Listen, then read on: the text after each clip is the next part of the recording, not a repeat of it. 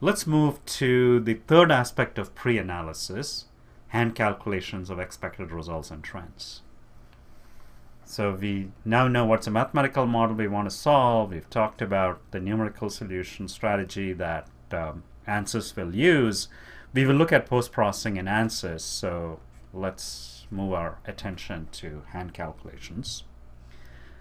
And in this particular case, this mathematical model that we have has an exact solution. So we have an exact solution. We can solve the mathematical model exactly, and we can compare our numerical results to that exact solution of the same mathematical model.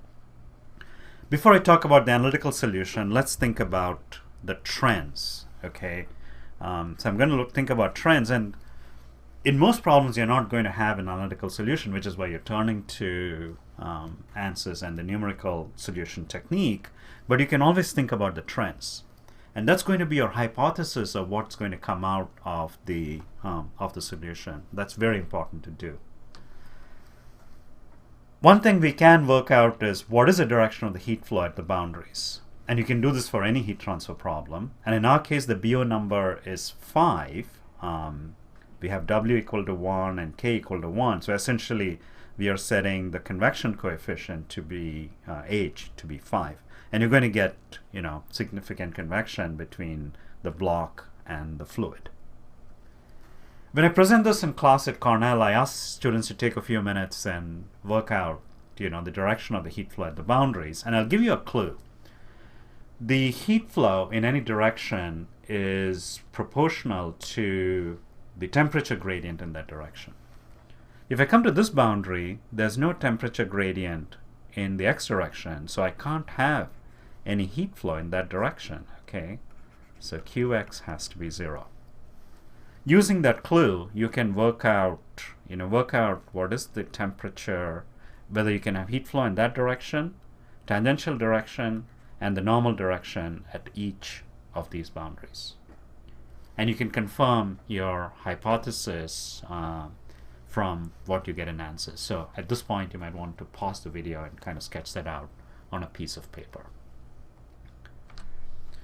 And the analytical solution to our mathematical model, I'll show you, and this is courtesy Professor Michel Luge, who presents this in his class when he teaches the heat transfer course in mechanical engineering at Cornell. The analytical solution is found using separation of variables, and it comes out to be in the form of an infinite series. And this is a constant, okay? So these are constants that depend on these eigenvalues, and in a moment I'll indicate how you find those eigenvalues. And it's going to depend on the BO number, and it's going to depend on the aspect ratio. And the BO number and the aspect ratio are inputs into the problem. And these functions are eigensolutions, and they have a cosine variation in the x direction, and then they have this kind of variation in the y direction. So it's a product of the x variation and the y variation. And the eigenvalues satisfy this nonlinear so-called transcendental equation.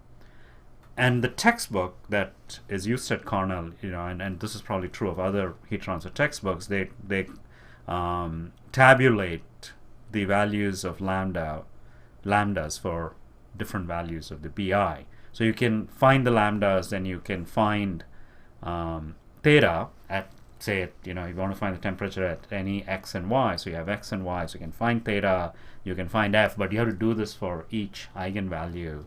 And then you have to sum over the series, and you would use kind of a finite number of terms. This is a relatively simple problem. In fact, for somebody who knows ANSYS, this problem is a piece of cake. And the analytical solution is fairly complicated, and then it has restrictions on the boundary conditions and also on the geometry, because you can't extend it to any geometric shape. Whereas the ANSYS solution methodology is not restricted by the geometry shape or by boundary conditions. So that kind of gives you an idea of the power of having a tool like ANSYS at your disposal.